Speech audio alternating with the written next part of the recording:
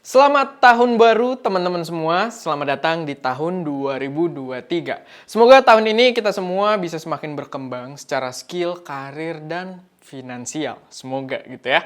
By the way, di awal tahun ini kita udah disambut dengan beberapa informasi yang menurut gue sangat-sangat menarik di dunia fotografi dan videografi. Yang kalau kalian doyan dengan dunia tersebut, nggak boleh sampai ketinggalan. So, mari simak kira-kira ada apa aja di Shutter News kali ini. Episode Shutter News kali ini disupport oleh toko kamera online camera.co.id. Informasi pertama menurut gua ini bakal menarik banget. Jadi gua buka dengan yang menurut gua paling penting biar kalian gak ketinggalan informasinya. Kalau gua taruh akhir takutnya kan nanti kalian nontonnya nyampe akhir. Tapi gua saranin nonton nyampe akhir karena tetap menarik juga.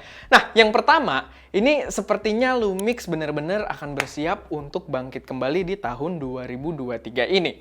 Kita udah tahu secara pasti Lumix bakal meluncurkan sesuatu di tanggal 4 Januari nanti karena teasernya sudah dipublish secara resmi oleh mereka. Cuman kamera apa yang diluncurkan ini yang masih rumor. Tapi walaupun rumor, gua bisa merasakan kalau ini adalah rumor-rumor yang valid lagi. Karena 90% kalau kita bahas rumor biasanya valid gitu ya, 90%. Jadi cukup luar biasa rumor, jadi mencurigakan. Sebelumnya katanya kemungkinan kamera baru dari Lumix ini bakal membawa LiDAR focusing system hasil kolaborasi dengan DJI.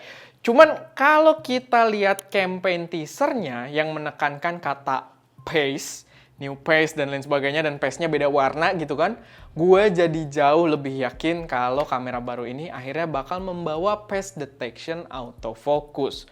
Lalu mengutip dari artikel di fotorumors.com, kamera yang bakal diluncurkan ini katanya ada 2 dan dilengkapi dengan foto-foto produknya juga di artikel tersebut, yaitu adalah Lumix S5 Mark II dan Lumix S5 Mark II X.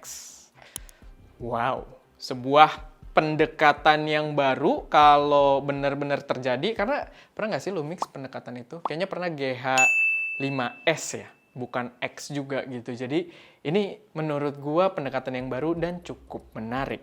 Ingat, untuk kameranya ini dia masih rumor, jadi kita belum tahu pasti, tapi sebagai kamera entusias, ini jelas membuat gua sangat excited. Apalagi nggak perlu nunggu lama buat tahu kebenarannya. Mari kita pantau bareng-bareng tanggal 4 Januari besok. Selanjutnya, minggu lalu akhirnya Viltrox benar-benar meluncurkan lensa 75mm f1.2 yang udah sangat gua antisipasi. Udah banyak juga yang review di luar sana dan hasilnya memang cukup menakjubkan. Gue yakin lensa tersebut bakal sangat memuaskan para Fujifilm user. Apalagi memang bener lensa tersebut tersedia cuma buat Fujifilm doang. Gue nggak akan memungkiri lensa ini ada di top priority list gue saat ini. Gue nungguin banget buat cepet-cepet cobain lensanya di Indonesia. Sayangnya, ada kabar yang menyebalkan soal lensa ini karena di store Viltrox Official, lensa ini ternyata sudah sold out. Ini jadi kayak bikin gua agak deg-degan apakah gua bakal dapat akses dalam waktu dekat atau enggak. Karena gua ngarep banget sama lensa ini. Jadi ya, kita lihat aja nanti. Semoga aja Indonesia udah kebagian kuota biar kita dapat kesempatan buat nyobain lensanya available di Indonesia. Semoga aja. Lanjut lagi, kali ini ada Ricoh yang dirumorkan itu katanya bakal mengumumkan kamera baru Ricoh GR3 Dairy Limited Edition. Jadi ada nyamuk lewat banget tuh, semoga nggak kelihatan.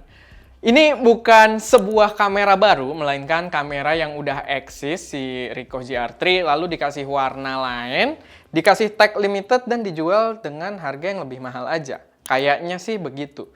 To be fair, gua suka banget sama Ricoh GR3. Kamera itu menduduki peringkat pertama di video rekomendasi kamera street fotografi gua. Karena emang seru banget kameranya dan diciptakan khusus untuk para street photographer. Kalau kepo, kalian bisa cek juga reviewnya dan itu memang kamera yang sangat menarik. Mungkin bisa masuk ke dalam wishlist kalian, apalagi kalau doyan nyetrit. Cuman gua sebel aja gitu ya ketika brand kamera nggak ngasih inovasi kamera baru, malah jual kamera lamanya semuanya dengan balutan-balutan limited edition. Ya nggak masalah sih, cuman buat gua jadi nggak asik aja. Ini tuh soalnya langkah yang dipakai sama Leica juga, yang tahun lalu keluar entah berapa banyak Leica Q2 dengan seri limited barunya. Apa banget gitu, walaupun emang tampangnya menarik, kayak salah satunya Leica Q2 Reporter Edition, yang kalau nggak salah dipakai Peter McKinnon juga. Memang menarik, seru banget, warna hijau gitu.